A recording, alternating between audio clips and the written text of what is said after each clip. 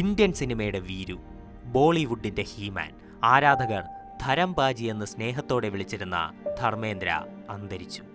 മുംബൈയിലെ വസതിയിൽ വെച്ചായിരുന്നു അന്ത്യം. അദ്ദേഹത്തിന്റെ ആരോഗ്യനില അടുത്തിടെ വഷളായിരുന്നു.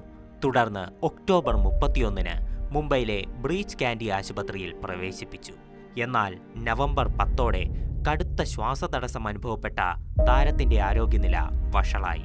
അതിനിടെ പലവട്ടം അദ്ദേഹം മരിച്ചു എന്ന തരത്തിലെ അഭ്യൂഹങ്ങളും പടർന്നിരുന്നു. അവസാനം കുടുംബാംഗങ്ങൾ തന്നെ ഈ വാർത്ത തെറ്റാണെന്ന് പറഞ്ഞ് രംഗത്ത് വന്നു.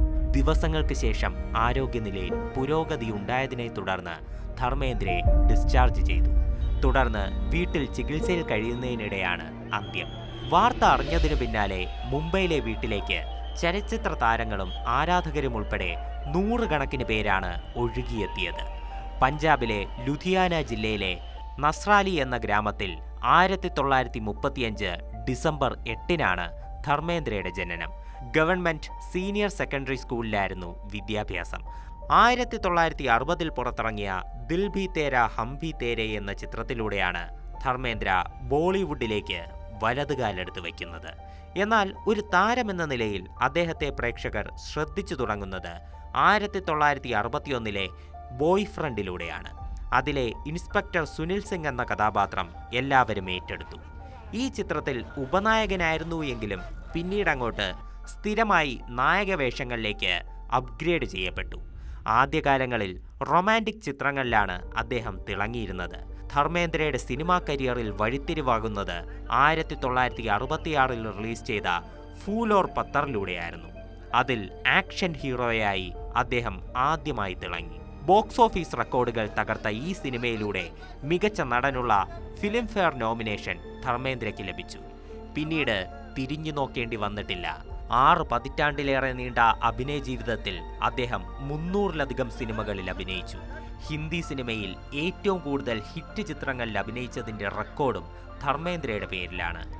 യാദോं की बारात, सीता और गीता, ड्रीम गर्ल, क्रांति, आंखें, शिकार, आया सावन झूम के, ജീവൻ മൃത്യു ന്യായ സമാന, സമാധി, ദോ ദിശായേൻ, ഹത്യാർ എന്നിവ അദ്ദേഹത്തിന്റെ ഏറെ ശ്രദ്ധേയമായ സിനിമകളാണ്.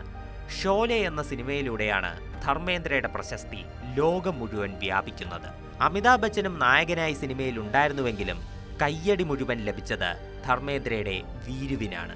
ക്ലൈമാക്സിൽ ജയ് മരിച്ചതിനു ശേഷം വില്ലന്മാരെ മുഴുവൻ ഒറ്റയ്ക്ക് തറ പറ്റിക്കുന്ന ഹീമാന് വേണ്ടി അന്ന് ഇന്ത്യ മുഴുവൻ കയ്യടികൾ ഉയർന്നു.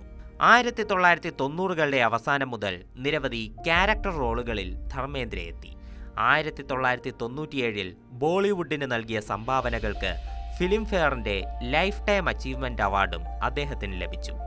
2012-ൽ ഇന്ത്യയിലെ 3ാമത്തെ ഉയർന്ന സിവിലിയൻ ബഹുമതിയായ പത്മഭൂഷൺ നൽകി രാജ്യം ആദരിച്ചു. മുൻ MP കൂടിയാണ് ധർമ്മേന്ദ്ര. 1954-ലായിരുന്നു ആദ്യ ഭാര്യയായ പ്രകാശ് കൗറുമായുള്ള വിവാഹം. പിന്നീട് 1980-ൽ ഹേമമാലിനിയെ വിവാഹം കഴിച്ചു. സണ്ണി ഡിയോൾ, ബോബി ഡിയോൾ, ഇഷ ഡിയോൾ, വിജേത ഡിയോൾ, അഹാന ഡിയോൾ, അജേത ഡിയോൾ എന്നിവരാണ് മക്കൾ.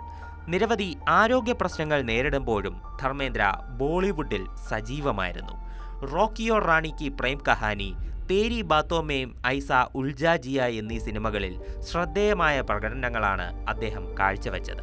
ഡിസംബർ 25-ന് റിലീസ് ചെയ്യുന്ന 21 ആണ് ധർമ്മേന്ദ്രയുടെ അവസാനമായി പുറത്തിറങ്ങാൻ പോകുന്ന ചിത്രം.